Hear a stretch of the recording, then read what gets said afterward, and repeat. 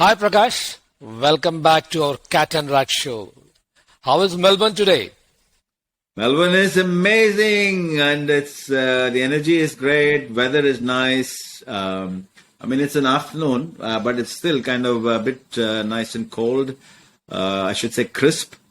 So it's nice. I love it.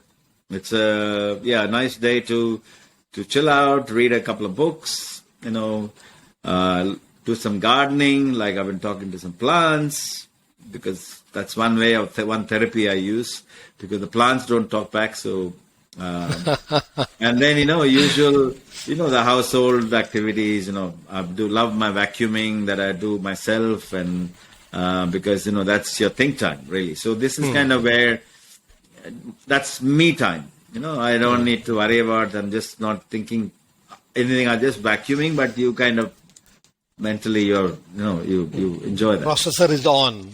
Yeah. So it's nice. And now the fact that you and I are catching up today, so this is another source of energy for me personally because Babu, we're all nothing but energy. Okay, and so from time to time, without you realizing, I'm probably taking energy out of you. It's like petrol. We all need right? It's a two-way thing, and it's a flow. Energy flows. See, they say there is a difference between inspiration and motivation, right? So people say, "Oh, PK, I like to be inspired. I'm inspired," but inspiration has got a shelf life. Inspiration has got a shelf life. So if you take fresh cabbage or lettuce, when you bring out straight from the garden, it's beautiful, the crisp, and you can literally, it's crunchy. But after 3 or 4 hours, what happens to the lettuce or the cabbage? It goes limp. Okay, so you put it out in the sun, it'll wilt. So inspiration is like that. You might watch a video, read a book, listen to a podcast, watch, webinar. It might last while you get inspired and you get supercharged, but after about 24 hours, it will factor down by 20%, 30%. Another 72 hours later, it'll go down to 50%. And then 3 or 4 days later, you probably don't remember what was that inspiration for. So inspiration does actually it's got a very finite shelf life. So, because inspiration is extrinsic, they say. Extrinsic as in it's from the outside. Okay, so motivation on the other hand, Babu, which is intrinsic. Intrinsic, which is from within. So how do you then get yourself motivated? Well, motivation, it is up to each one of us. So, there are days we may feel flat and you're not enjoying it. There may be, like I said, I use different techniques. One of them is I spoke about talking to plants, for example, as a therapy, or vacuuming, that's a therapy. So while I'm doing that, that's an activity that I've taken on. Even when I get up in the morning, I do my own bed every day. Okay, it doesn't matter. I'm not waiting for someone else to. So I do that. So it's like a tick in the box, a task I've completed. I feel I've completed something. So that's a motivation for me to do now the next task. So I'll go vacuuming. So I'll do my next task. So what it does is progress drives motivation. I know it's a small thing, but small things matter. Everything matters. Everything in our life matters. So not dependent on someone else, that someone else will do your dirty laundry or your bed for you or a vacuuming for you. So this has been a habit. I consciously have made it like part of me, and that's helped me to continuously be motivated all the time. And even when the chips were down, really down, I would even when you're sick. We've all gone through COVID experiences. We've all had, but I didn't want to be confined to bed and thinking, "Oh, I'm sick puppy." No. I would get up and do something. So that is kind of what I call progress drives motivation. And motivation in turn will lead to inspiration. So you get inspired again. So energy we need all the time. And then, of course, conversations like this, we draw upon each other. So extrinsic inspiration and intrinsic motivation. So it's a combination. A small tip for our viewers, if that helps, Bob. I'm sure everybody would love, to listen, try it out, and keep going. Yeah. See, these are all practical tips that I'm sharing. I don't know if I told you this. There are 3 S's. 3S. Mm-hmm. So, and I'll tell you this secret behind this. So when I was in Dubai for a few years, I was staying in this beautiful hotel called Grosvenor House, which is in Dubai Marina. Very prestigious, beautiful hotel. So I stayed there for a couple of years. So one of the restaurants, there are many restaurants in there, but one of the restaurants was Buddha Bar. Buddha Bar is world renowned. Seriously, it's like a nightclub. So you have got bar is like buzzing. In the evening, you talk about Lamborghinis and all the Bentleys and all the cars would come there, and this was the same hotel I was staying, right? So this was literally my dining place. So in the evenings, because I was part of the hotel, I was a guest there, long-term staying guest. So everyone knew me there. So I was like a family there. So I would go into Buddha Bar with my shoulder bag and all my books. I was writing my books at that stage. So I would sit in the middle of Buddha Bar, packed. Music, Buddha Bar music is world renowned, So people are dancing and drinking. And what's this guy doing? What is speaker doing? I'm actually having my double espresso coffee. I'm enjoying my sip. I love my coffee aroma. I'm not even drinking the coffee, it's just aroma, and I'm taking a sip and I'm writing my book. People are all looking at me and thinking, "Are you crazy? What are you doing sitting here writing books in the middle of Buddha Bar?" But the reason being that I grew up in Mumbai, right? So there I was so used to going to sleep with a train noise in the background. In a crowded city like Bombay, which is like 15 million plus people, that's the way I grew up, and that's how I went to sleep. After coming to Australia in 1990, I struggled for the first 2 years in Sydney because I couldn't sleep because it was so quiet and eerie. It was very quiet. No noise. There's no background noise. So I was struggling. So I was thinking about how do you go and make something make it easy for me so that I can concentrate. So I would go and sit in crowded coffee shops. And so the more noise that you make around me, the more I can completely go, just take away all the other noise factor and be very focused. So I know me. I know my strengths. So I found this is kind of the trick that I would do. So one of the ways to motivate, and would you like to know, you can motivate yourself right now, right this very minute, without any problem. And I would say for our viewers as well, if you guys are feeling flat anytime, there are 3 strategies. So 3S. S1 is what I call a state change. State change. Okay, state change. You can now, for example, I'm talking to you now, I go like that. Just go like that. Just energy. I can get up from my seat. I can do a better dancing. I talk to myself, self-talk. I can do like this. Or while I went to Buddha Bar, where I was doing, so I'll be writing for 90 minutes with all the noise going on, background, enjoying news. People are they're dancing around. But 90 minutes later, I know my energy is dipping now. It's what we call the circadian rhythm. It's called circadian rhythm. Because, when we have the high tide and low tide, so it's no different, the energy. So as my energy is dipping, I know I'm feeling a bit low. I would pack my books and bags and everything. I'll get up from Buddha Bar. I will go to Hotel Hyatt Regency coffee shop. So state change. So I'll go and have a change of scenario. So I will have a different coffee shop. Again, the energy will go up. I'll sit there for 90 minutes, write Then 90 minutes later, I'll go to Park Hyatt. I'll sit. So I'll be hopping from one coffee shop to the other. Okay, so that's what I call a state change. You can do state change by getting up from this room and going to another room, and I will feel the energy shifted again. So that's one way, just what I call state change. Yeah, the first S. First S. The second S is you tell a story. So there is a program which some of our viewers may be familiar with called NLP, Neuro Linguistic Programming.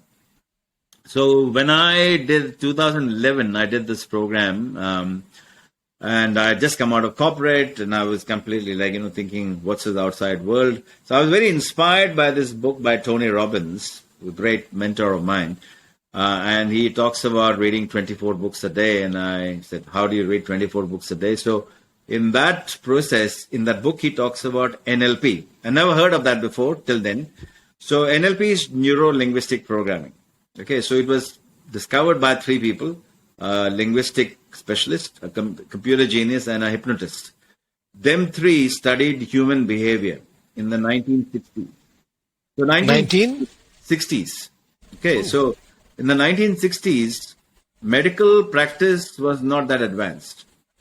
Okay, so medical practice was, if someone goes for a heart surgery in the 1960s, you pretty much say goodbye to that person. But today, fast forward 2022, if you say, I'm going for a heart surgery, you say, oh yeah, go have a great weekend and come back. See you on Monday.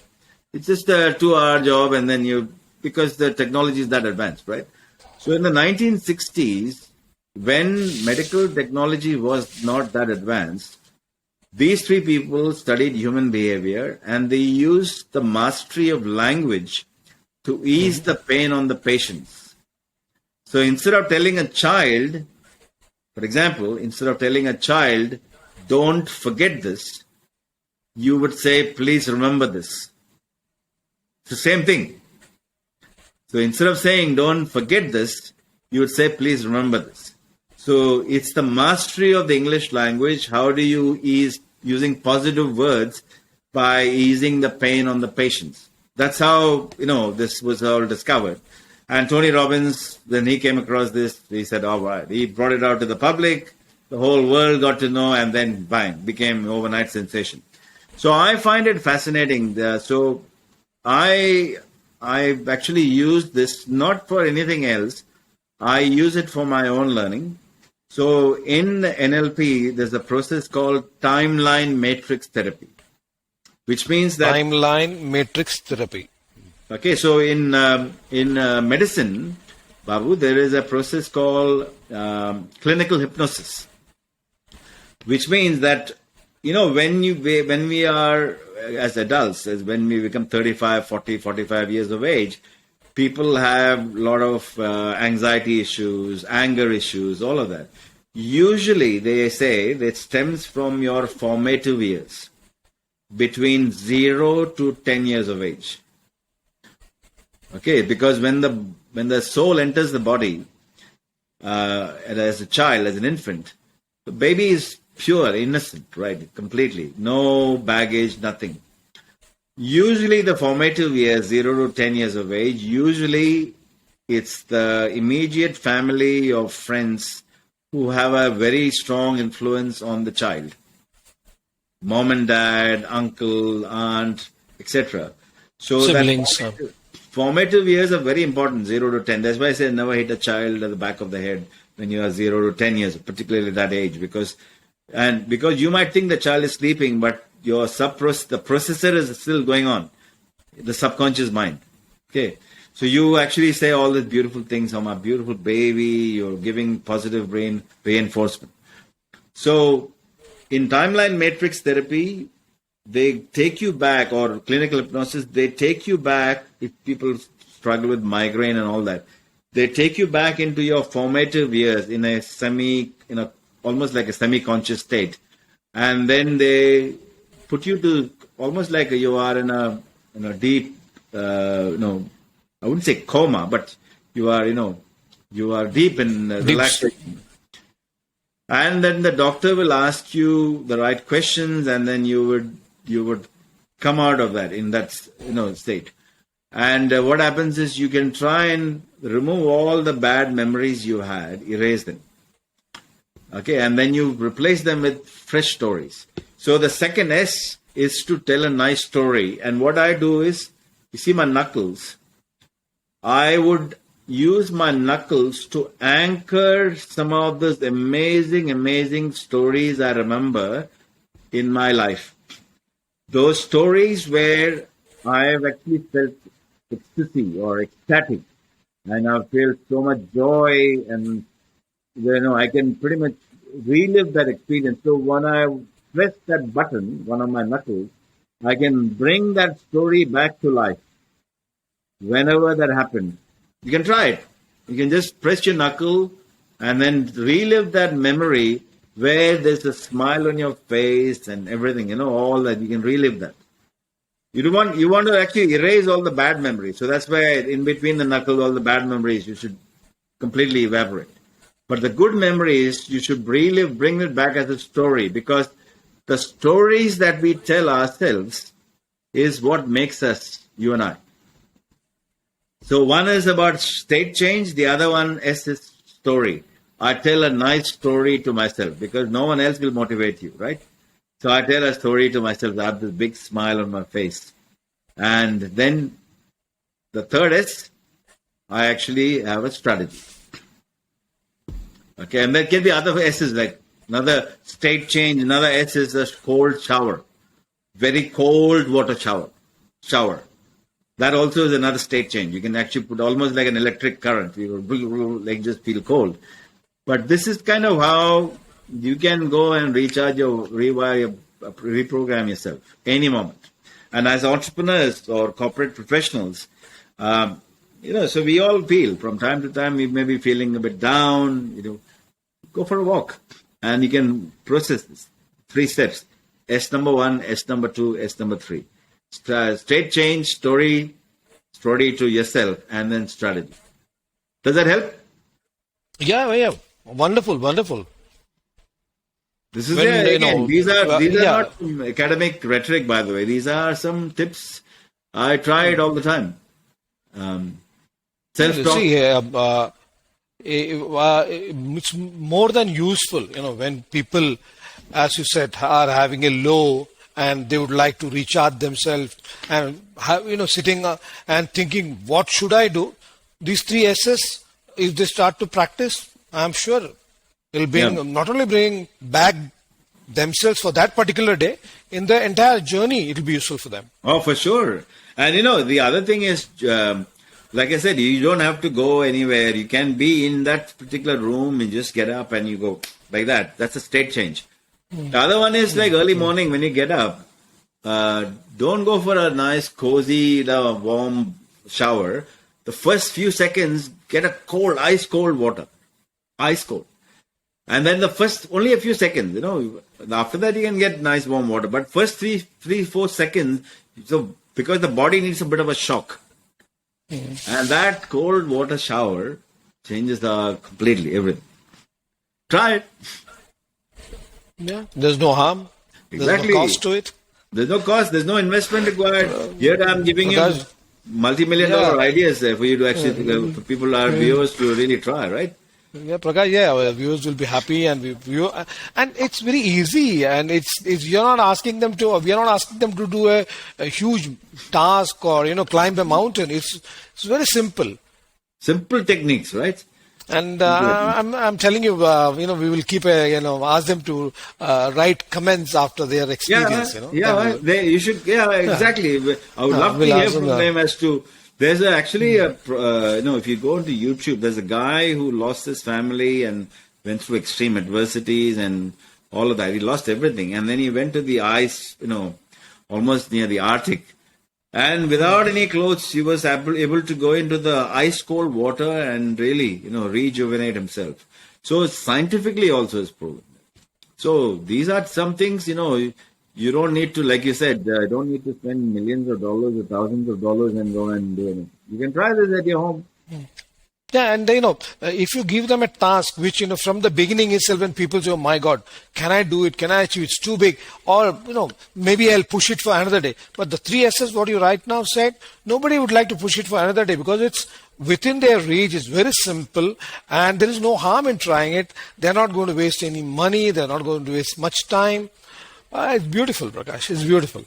Babu, that storytelling, I cannot undermine or underestimate the power of that. The storytelling. It's Storytelling to yourself. Storytelling to yourself. Because the first thing, they say, the first and foremost sale, if you're trying to sell something to someone, has to be to self first. Similarly, if you talk about, relationships, communication, making an impact with the outside world as an entrepreneur, influencer, we call it. The first person that I need to be able to influence is myself. Okay. Myself. And that's what we call conviction. Conviction where my audio file and my video file are in sync. I can't be pretending to be someone else. There are no cameras anywhere. So wake up in your pajamas in the morning and I look into my mirror and I say, "You're amazing, PK." And PK, the mirror says to you, "You're amazing." Or the mirror will say, "You're full of crap." Because mirror will not lie. So that is where congruence is the word. You have to be completely, and that's one of the biggest forms of wealth. People talk about wealth. Usually people say wealth equals money. I'm saying there are 9 forms of wealth. 9. Would you like to know the 9 forms of wealth? Absolutely, Prakash. Okay, so number 1, first wealth is, I mentioned, it's congruence. Congruence means authenticity. You don't have to be pretending to be someone else. I put on like just smart jacket and trying to be cool. You don't need any of that, because if you are genuinely good, true to yourself, and you wake up in the morning, like I said, at 5 a.m., no one is watching, the whole world is sleeping, there are no cameras anywhere, and I wake up and I look into the mirror and say, "PK, you're going to have an amazing day today." Right, PK? The mirror will say, "Yes, PK, you'll have an amazing day." If that can be with authenticity, I look myself in the mirror into my own eyes and that can be done, and I have this big smile on my face, that is congruence. That's one of the biggest forms of wealth. A lot of people struggle, by the way, Babu. They cannot look into their own eyes. And that is where I think number 1, the first. So you don't have to fake it. You don't have to pretend to be someone else. You are genuinely you. And you're unique. God's been great with you and you've been gifted. Each one of us got a uniqueness. So if you can make that into a strength of yours, it's number 1, first wealth. Number 2, health is wealth, they say. No health, no wealth. So you look after your body. So you need to make sure that eat in moderation, sleep well, all of it, right? Exercise. Okay, so there's no need. So if you actually have a healthy mind, naturally there'll be a glow on your face. Then age is just a number. So health is wealth. Number 3 is your family. Now you might say, what does that mean, family? Family, I'm saying, again, with all due respect, I'm not saying family mean anyone and everyone who is part of your family. I'm talking about, of course, you have your loved ones, your wife, your husband, children, etc. No doubt. But I'm talking about family in this context, the inner circle. Because you are the average of the 5 people that you hang around with most of the time. If you tell me the 5 people that you hang around with most of the time, if you give me their names and their profile, the average of those 5 people is you. So we have to be very careful and very mindful of the people we choose to have in our inner circle. Inner circle. We have to be ruthlessly selfish in that regard, because your vocabulary will change, your thought processes will change, because your belief systems, your everything is dependent on the environment that you live in. And I'm not saying there's a book by Dr. Bruce Lipton called The Biology of Belief. Our viewers should read it if you get a chance. Amazing book, where he goes on to prove, he got a Nobel Prize for that, on epigenetics, where we've been taught in school that our body is made up of trillion cells, and each cell has got a nucleus, and that is determining the sex of the baby, XX, XY chromosomes. So that's what we call genetics. Where this guy goes on to prove it's not the nucleus of the cell, it's a semi-permeable membrane which dictates, which is nothing but 80%, 80-20 game. 80% is the mind, 20% is the matter. So you and I are product of the environment. If you put me into Africa for the next 5 years, I'll speak like one, think like one. If you put me into Bihar for the next 5 years, I'll think like one, act like one. You put me into Kerala for the next 5 years, I'll think like one, act like one. So our company does matter. So family is your inner circle. You have to be choosy. So that's number 3. So inner circle is also wealth. Number 4 is your purpose. What's your purpose in life? When people say, really big, I want to be happy. I say, hang on a minute. That's not your purpose. You're not born on this planet wishy-washy, give me a motherhood statement like purpose in life. What's your purpose? And that's where I would highly recommend the Ikigai model. Ikigai as in Ikigai, Japanese word for purpose. So, Japanese word. Fantastic. If you get opportunity, we'll have a discussion on Ikigai model at some point. We will. It talks about, something that you love doing, you're great at it, you get paid for it, and the world needs it. Your passion, profession, vocation, and mission all come together, finding that purpose, that's also wealth. That's worth, okay? Number 4. Number 5, financial independence. Most certainly, that's also wealth. Because you have the freedom to travel, do whatever. Number 6, geniuses are not born, they are made. You are a genius, I'm a genius, everyone's a genius. So, Tendulkar is a genius, Virat Kohli is a genius. Of course, they're all geniuses. Naturally, they put in the effort as well. Yeah. So, genius, just because they've got some talent doesn't make them great. Talent plus hard work, perseverance and patience and execution. So, that's kind of very important. That's why I said you got to do this every day. You take a daily dose. So, otherwise, the inspiration will die. That's why you have a bath every day. You bathe every day. So geniuses are not born, they are made. So that's number 6. Number 7, you need to get to travel the world, because other religions you meet, other cultures you meet, that also is wealth. Number 8 is to actually have a great lifestyle. When I say great lifestyle, need not be like luxury yachts and palaces and all that. A good lifestyle which you enjoy. You enjoy good company. Like I said, Melbourne weather today, beautiful. I feel like going for a walk. So that's also good lifestyle. Simple but good lifestyle. And number 9 is to give it back. If you can influence even one person every day and put a smile on their face without having any expectations back, like we're doing now, Babu. We are giving out something that will put a smile on someone else's face. Even one person gets influenced by that and gives us their blessing. It's also an amazing form of wealth. That's my view, 9 forms. So this is kind of what I tend to practice and remind myself all the time. Am I making sense? Excellent, PK.